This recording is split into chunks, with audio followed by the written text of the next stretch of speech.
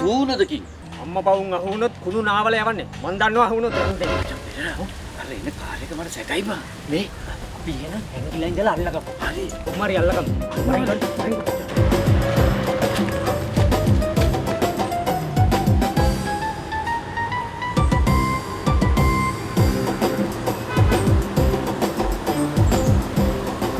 බණ්ඩා මොන ඉස්සරහින් කුටි ටික දාලා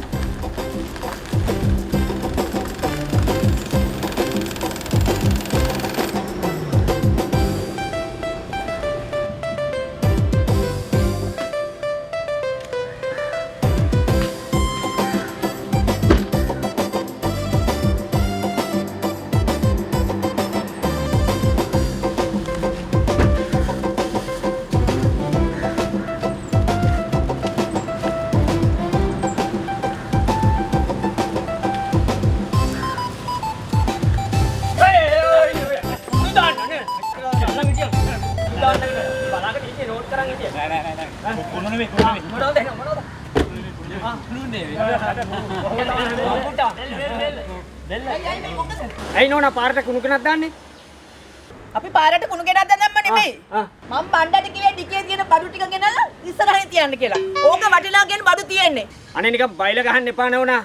රටක් ලස්සන වෙන්න ඕන නම් මිනිස්සුන්ගේ හිත ලස්සන වෙන්න ඕන. නෝනලගේ ගෙවල් වල තියෙන කුණු පාරට ගෙනත් දාලා හරියන්නේ නැහැ නේ නෝනා. තවස දන්නද මං කවුද කියලා? කවුද?